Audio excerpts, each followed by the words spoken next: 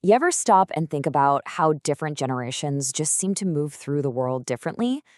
Well, we're going to kick things off with a really interesting look at that, contrasting the sort of free flowing joy of the past with the more careful world of today. And it all leads to a much bigger question about what really holds us together. All right, so let's dig into this. Back then, you had uncalculated claps, uncalculated running. People just did things, you know? Now it's all a bit more measured, more conscious. And I think we can all feel that. But this last one, fewer things, more affection versus more things, less affection. Whoa, that one hits hard. And that question mark at the end, that's really the heart of what we're exploring here. So to really get to the bottom of this idea, we're going to look at a story. And it's a really personal one. What makes it even more powerful is that the man who wrote it, a community worker named Moin Chowdhury, shared it shortly before he passed away. It seems like such a simple memory, but wow, does it hold a massive truth? So Moin paints this picture for us, right? He's a student, he comes home to his village for a visit, and it's a scene we've all lived in one way or another. His mom greets him, tells him go bathe, get ready to eat. Seems totally normal, right? But as you're about to see, this moment is anything but. So just imagine this. It's a quiet moment, he's eating his meal, and his mother is just sitting there with him.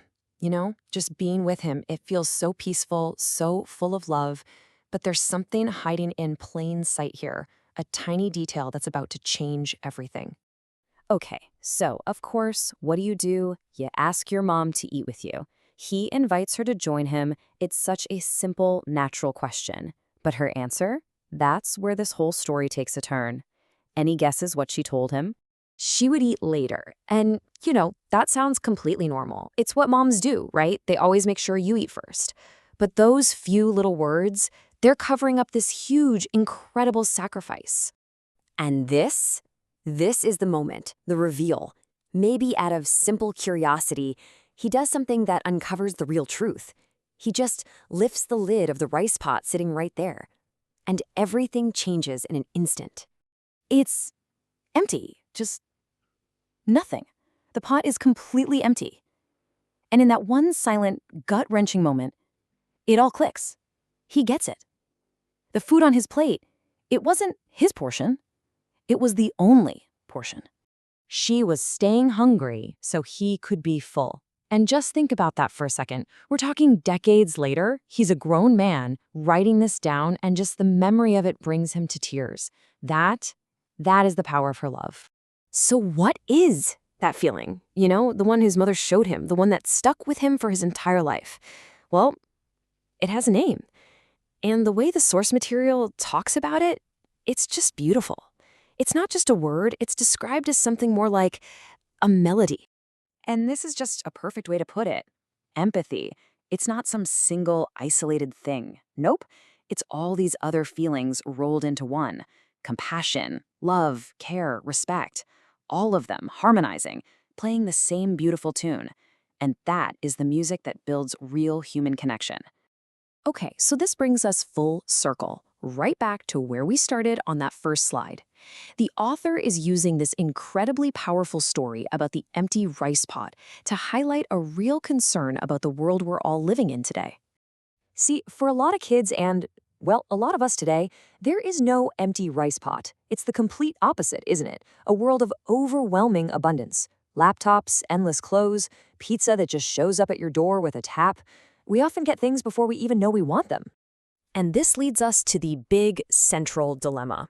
In a world where our plates are always full, both literally and figuratively, could our hearts be kind of empty? Is it possible that in gaining all of this stuff, we're at risk of losing the very empathy that Moyne's story shows is so priceless? But, it's not all bad news. The source doesn't just point out a problem and walk away.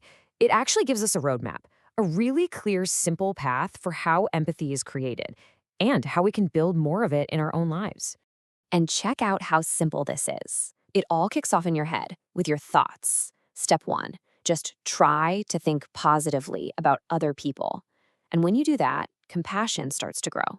And from not feeling, kindness just sort of happens naturally. And when you're kind again and again, that's how you forge a real, lasting relationship. It's a chain reaction, and it all starts with a simple choice in how we think.